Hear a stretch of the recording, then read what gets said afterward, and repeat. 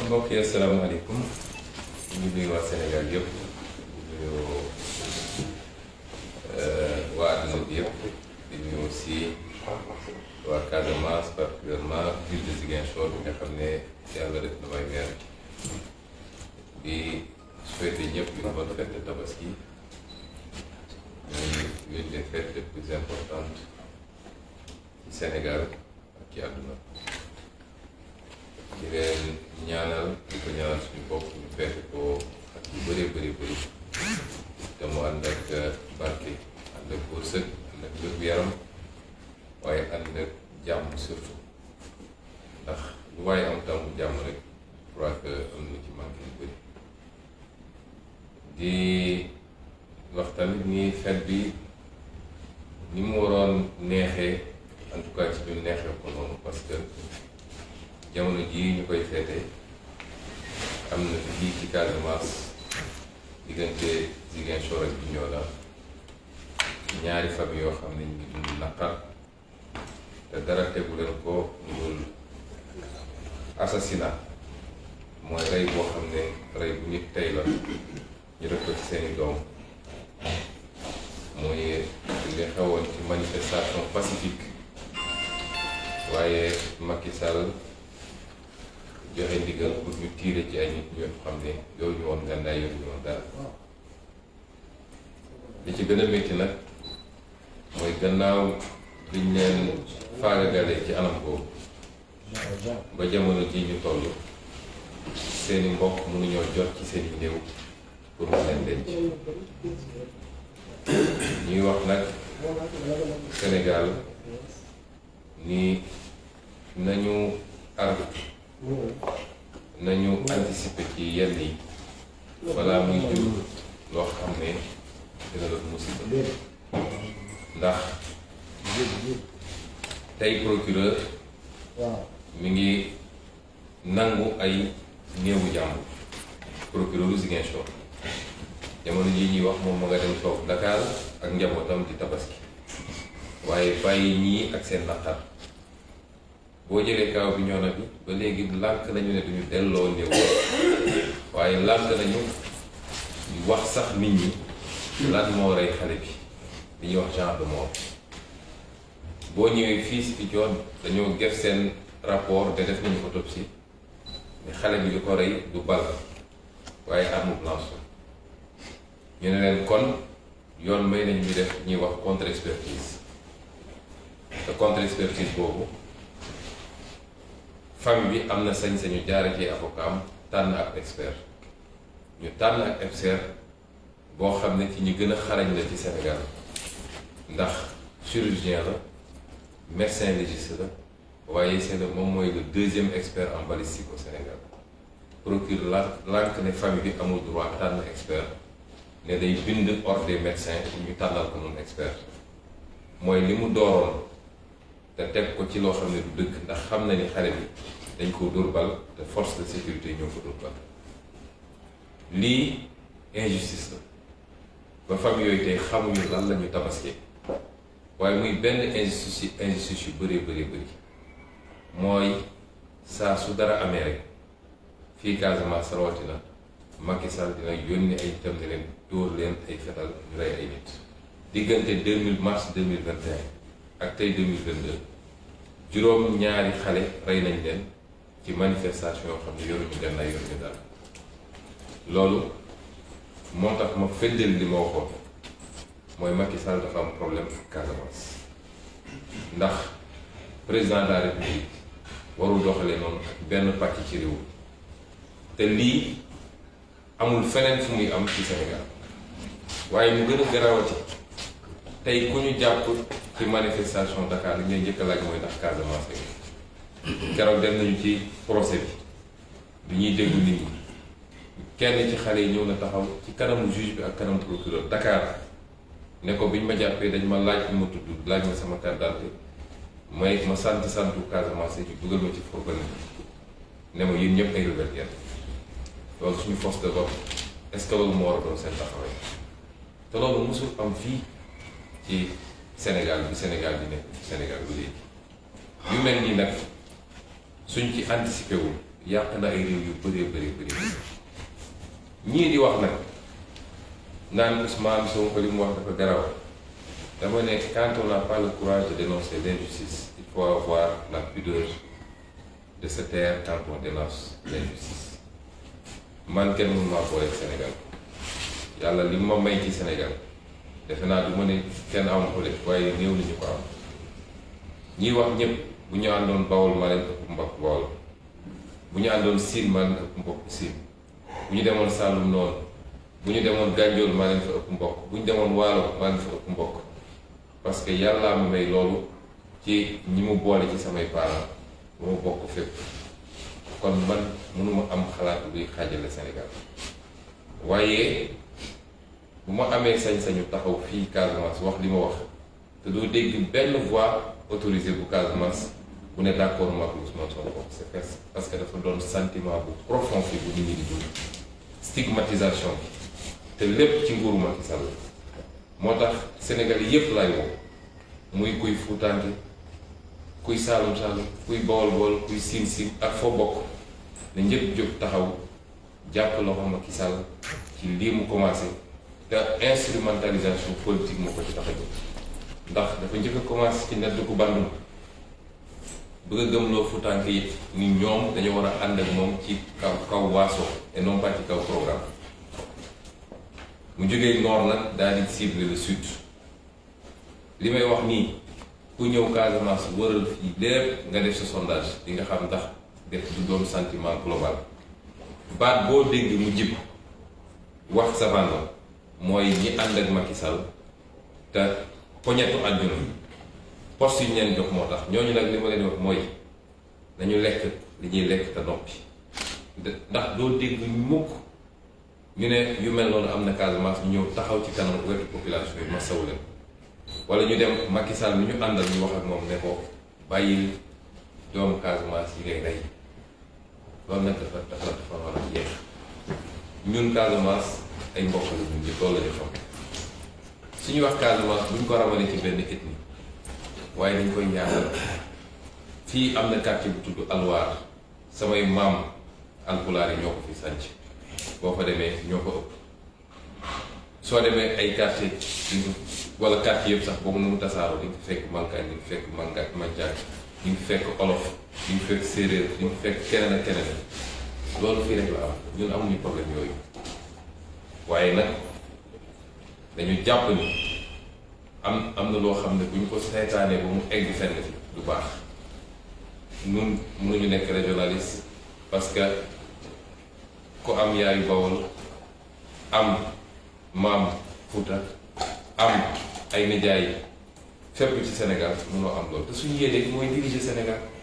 man diriger Casamance tax maa jóg diriger Fuuta tax maa jóg diriger Dakar tax maa jóg président de la République du Sénégal laa ñaan yàlla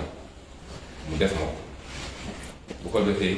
li ñu am ci xalaat ak yéene ci Sénégal ak ci Afrique ñu def ko ba ñëpp gis coppite loolu moo ñu tax a jóg kon tey feetu joie la tey bésu joie la bésu mbégte la bésu bànneex la waaye am na tey ay Sénégalais yoo xam ne amuñu bànneex boobu te leen ko xañ mooy li ñu faat seeni doom ba pare nangu seeni néew ni duñ leen ko delloo loolu bu ko dénoncé wul rek ngeen jégal mu ci kàddu gi doon ci dëkk ñuy wax tamit waa Ziguinchor ñi nga xam ne ñooñu wóolu ba dégg ñu mairie bi ñu leen di dellu gërëm ci confiance boobu am na liggéey bu ñu sumb waa Ziguinchor yëpp a koy gis juróomi weer rek la ñu defagum ci mandat bi te fa ñu jëm bu soobee yàlla Ziguinchor dina soppi ndax li ñu suñu gis-gis leer na suñu programme xam nañ ko ñoo ngi teg jéego yi nga xam ne moo ñu war a yóbbu fi ñu bëgg a jëm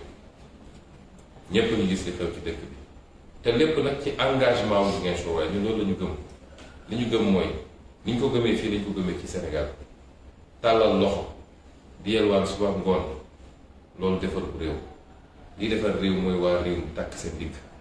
gëm seen bopp nangu làmb seen poos ci li ñu bokk ñu xool ni ñu koy dajale ba defar seen réew loolu la ñu commencé expérimenter fii ci Ziguinchor bu ngeen seetee li jëm ci nettoyage dëkk bi ak curage caniveau yi naam wax nañu ay entreprise ñu abal ñu ay matériel waaye volontaire dëkk bi ba leen delloo njukkal ay xale yoo xam ne woo nañ leen buy si ba léegi nii amul kenn kuñ ci jox 10 000 francs ñoo takk seen tubéy wag seen yére dem dugg ci caniveau yi dugg ci marché yi defar dëkk bi ba tey jii ñëpp xam ne li muy taw si coor bëri na waaye ñu ngi sant yàlla bi mu commencé taw ba léegi kenn déggul ni inondation amagul ñu ñaan yàlla mu continuer noonu lañ ko fas yéene def ci leneen ak leneen ak leneen ba nga xam ne ñun waa dëkk bi ñooy defar suñu dëkk loolu mooy suñu gis-gis ci Sénégal mooy suñu gis-gis ci Afrique tàllal loxo la nga am ci alal nga seetaan ba tubaab bi ñëw jël ko wala quoi tàllal loxo ñu lay lebal nga tabax quelques ponts quelques yoon ñu naan félicitation te bor ba war a fee des suñuy sët ak suñuy sëtaat di ko fay loolu bokkul ci suñu gis-gis ci politique suñu gis-gis mooy alal gi ñu yàlla jox nañ ko téye d'abord ci or ci pétrole ci zircon ci leneen ak leneen gannaaw bi ñu ko téye ba mu dëgër ñu xool nuñ koy liggéeyee ba mu baax bu loolu weesoo nag ñu xool nuñ koy séddalee ba Sénégalais bu nekk am ci wàllam loolu mooy suñu gis-gis ci politique tey mairie bu ndaw lañu yor foofu la ñuy commencé waaye nag bis bu ñu yàlla wóoloo ko dénk ju noonu lañ ko bëgg a doxalee téye d'abord suñu alal ba mu dëgër yor ko ci yorin bu rafet ba détournement du am sàcc alal du am waaye nag fexe ba ñëpp jot si loolu mooy suñu programme toujours ci Ziguinchor li may wax mooy tappal yi fi daan am jeex na man dama di maire boo xam ne neexaluma kenn population yi ñoo ma fal pour ma defar dëkk bi ci loolu laay liggéey nañ ma ko sante it dafa am ay règles yoo xam ne dañ ko tëral règles yooyu du ma ci mus a wàcc ku yaakaar ni yiñ doon def di def ay fausse facture dem commander ay ceeb rocc fekk xaalis bu ngay jëlaat ci suuf di ko distribuer wala def ay montage pour génne xaalis di ko distribuer nit ñi loolu du am ci man moo tax ñi yaakaar ni mun nañ def chantage su ñun yóbboo ñu dem tëddi nelaw ñi nga xam ne ay politiciens ñoo ne seen gannaaw di leen monter ñu foog ni mën nañu def pression man du ma politicien bu ñuy def pression wala bu ñuy def chantage coow bi am ci dëkkuwaayu étudiants yi di ñëwee fii dañoo fekk loolu fi ñu ne dañ ko wéyal parce que rafet na bi ñu ci étudiants yi interpellé dalal naa leen ñu waxtaan ñu ne ñoom année passée 2021 boobu doonuma maire am na loo xam ne maire bi fi nekkoon mënul woon fay ñoom ñu dem ci beneen acteur politique mu yëkkati xaalis fay léegi nag xaalis boobu la ñu bëgg ma rembourser rek may leen yéen xam ngeen ni enseignement supérieur du ci compétence u mairie préscolaire ak élémentaire mooy compétence donc mairie bi amul sax obligation pour defal leen waaye sama prédécesseur def na ko ma koy rafetlu ndax yéen ñëpp doomu Ziguinchor ne dañ leen di jàppale ca noonu ñu ne dañ ko wéyal waaye yow munoo jënd xaru tabaski chaque année benn waaye ñëw jënd xar tabaski may la ba benn at mu ne la mu aw moom lu ma jëndee xar tabaski keneen jógee fa la jëndal la xar tabaski weesu nga dellu si ne ko léegi danga may rembourser xar bi ma këlee jëndal loolu est-ce que jaadu may leen li ñu fay ba pare weesu na il faut s'orienter vers l'avenir amee lu ñu kenn dara bailleur bi bu ñu interpellé dinañ ko fay tout de suite ci sa trimestre semestre bi nga xam ne moo dul parce que par 6 mois lañ koy fay kon loolu lan moo ci war a andi coow néew ñu leen bu ñu leen fayal loyer bi nañ ko fay man du ma def trésor ay faux mandat pour génne xaalis liquide di ko jox ay étudiants loolu du musa am mandat la ñuy def sur la base d'une facture d'un bailleur ñu fay bailleur bi man noonu lay fonctionner te facture boobu moo ko fi andi moo tax chantage boobu ci doon essayé def pour ñu yëkkati 5 millions jox leen ma fekk waxaat ko fii léegi moom mos a yëkkati 5 millions en espèce di ko jox ay étudiants ñu dem ci ko séddu bi ñu ne ñoom dañoo bëgg a defar ay lits superposés dama leen ne andi leen débit bi mairie bi xool nu mu leen di jàppale ngeen def lits superposés waaye xaalis lu mu ko génne di leen ko def waaye nag comme mu ngi bëgg a andi coow décision bi ñu jël mooy bind naa le bailleur ba pare jaaree naa ko par huissier le 2 novembre le contrat bi di jeex bu soobee yàlla le 2 novembre dañuy résilier contrat bi parce que amuñu benn obligation pour donner un numéro à des étudiants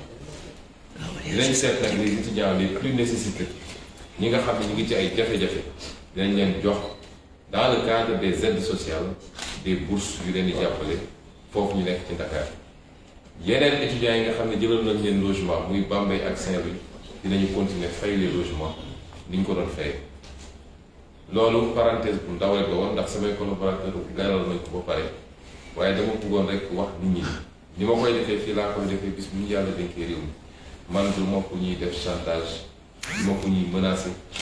daw ma ci gannaaw électeur ba tax may def dul yoon tant que je serai maire de Ziguinchor les procédures seront strictement respectées fi may daanelee nag mooy lancer un appel aux Sénégalais de tous bords parce que le Sénégal est en danger il faut que nit ñi xam ko le Sénégal est en danger te li andi danger bi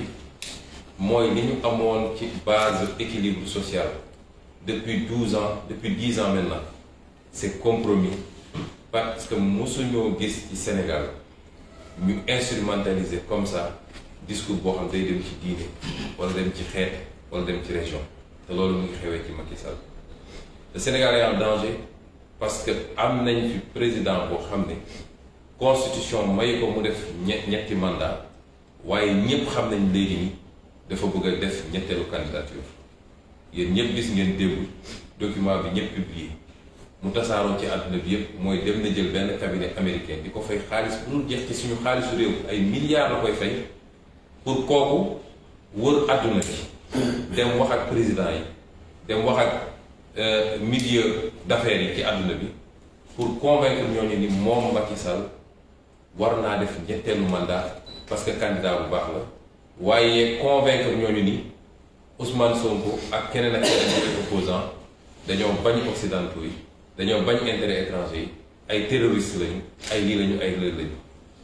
kon moom yéeneen gi amatul lam-laame ni dafa bëgg a forcer pour am ñetteelu mandat li Sénégalais yi bañaloon Abdoulaye Wade ba ay bakkan rot ci te ñépp xam ni buñ ci tollee ba mu def ko mën na jël fitna bu rëy ci réew mi dana ko jël sax moo tax appel bi may lancer Sénégalais yi mooy loolu mun nañ ci musal suñu bopp Sénégalais yi lay waxal loolu mën nañ ci musal suñu bopp naka lañ ciy musalee suñu bopp mooy tey jii la campagne électorale commencé bu soobee yàlla le 31 la ñuy voté bu Sénégalais yi voté massivement pour opposition bi rawatina nag liste bi ma bokk man muy Yewwi Askan Wi def intercoalition ak Wallu bu ñu voté massivement pour ñooñu ni ko waa France defee ba Macron tey amul majorité bu ñu ko defee ba Macky Sall ñàkk assemblée nationale coowal ñetteelu mandat jeex na Sénégal ma bamtu ko parce que c'est très important mun nañu musal suñu bopp ay fitna ay jéeyi yoo xam ne xeex dina am bakkan dina rot ay nit nañ ci gaañu mun nañ ko musal suñu bopp te loolu soxlawul ñu xaar ba 2023 soxlawul ñu xaar ba 2024 mën nañ ko am ci 2022 bi mu ngi jaar ci la mi ngi jaar ci yow Sénégalais bi su dee bëggoo Macky Sall yee fitna ci réew mi ci ñetteelu mandat am nga possibilité ci le 31 juillet bii ñu dëgmal nga xam ne ci la ñuy dem voté ji élection législative pour xam kan mooy téye assemblée nationale am nga possibilité boobu mooy su ngeen voté lay Yewwi Askan Wi ci coalition bu mu def ak Wallu ba jox ñu majorité absolue assemblée nationale coow loolu dina jeex ndax Macky Sall dootu fi tudd ñetteel mandat at bi koy desee ak ñeenti weer yi koy desee ci réew mi dina xool lu muy jubale rafetal taxawaayam daal di dem nañ ak ci jàmm ak salaam te coow bu jib ñi leen di wax nañ ni opposition bu jëlee majorité ci assemblée nationale réew mi day taxaw wax ñu leen lu am de opposition bu responsable bu jël assemblée majorité loolu may réew loolu may réew ki nga xam ne moom la ñu jiital ci boppu réew mu xam ni amul sañ-sañ boo xam ne lu ko neex def ci réew amatul sañ-sañ ku ko neex mu dóor ku ko neex mu tëj ku ko neex mu jox ko ay milliards ci alal réew mi lu ko neex mu signé loolu amatul sañ-sañ bi loolu mooy andi équilibre ci réew mi bu dee nag gannaaw dàq fitna bi ma tudd bu dee yéen Sénégalais bëgg ngeen am lu leer nañ ci réew mi ni ñu ko yore woon ci jamono jooju yëpp te lu ñu mën a taxawal ci ay commission d'enquête parlementaire suñu pétrole suñu gaz suñu zircon suñu géej gi ñu jaay suñu suuf si ñuy joxe su dee bëgg ngeen loolu lépp leer jox leen opposition bi majorité absolue ànd ak li muy yombal Macky Sall dootul ñeme yëkkati kàddu bi mu waxee lu jëm ci troisième mandat ci Sénégal kon élection bi ñu dëgmal moo ëpp solo sax élection 2024 ndax moo mën a musal Sénégal ba faw ngeen war a xam rek ni adduna yépp mu ngi jël bëtam teg ko ci Sénégal adduna yépp ñii parce que seeni intérêt yu rëy rëy la yoo xam ne Macky Sall signé na leen ay contrat yoo xam ne yu bon a bon ci Sénégal la waaye lu baax a baax ci ñoom ña ca des parce que am nañu njàqare ci démocratie ak stabilité Sénégal parce que Sénégal dafa mos a nekk réew mu stable malgré problème yi ñu ci am kon yow citoyen Sénégal bi bul rater rendez-vous bi nañu farlu suivre campagne bi ba su 31 ba ñépp génn taux de participation bi doon taux de participation exceptionnel ñu voté massivement pour l'opposition loolu mooy jàmmu Sénégal loolu mooy andi stabilité définitivement ci réew mi lii lañu bëggoon waxtaanee ak yéen mbokk yi ci réew mi waaye ci fii si Ziguinchor ak ci wax joo xam ne saa su taxawee rek dañuy bëgg a fexe ba créer benn dossier bu bees ci Ousmane Sonko may wax nag ni man kenn mënu maa booleeg Sénégal man ak Sénégal mooy jën ak géej gi man fu ma dem ci Sénégal sama kër la fu ma dem Sénégal sama région la ethnie boo jël Sénégal sama ethnie la loolu yàllaa ma ko may kenn mënu maa booleeg Sénégal waaye nag ni ñu bëgg a fexee ba téye làmmiñu nit ñi ba kenn du ñeme wax ci problème yi am rawatina fii ci sudu Sénégal bi loolu jeex na ci Sénégal saa su dara amee rek ñu war cee wax dinañ ci wax te dinañ ko wax ni ñu ko war a waxee ñuy woo Sénégalais yépp nag ñu gën a dëgër gën a jàppante bañ manipulation politicienne yi bañ ñi nga xam ne pouvoir jaral na leen lu nekk ñu dugg suñu diggante Sénégal amul waaso amul xiiroo foo dem di nga fekk famille boo dem di nga fa fekk xeet yëpp ndax dañuy séyante suñu biir dañuy ànd suñu biir dañuy bokk di jëflante suñu biir loolu mooy Sénégal bu ñu nangu nguuru Macky Sall yàqal ñu ko ñu ngi leen di gërëm di leen sant salaamaaleykum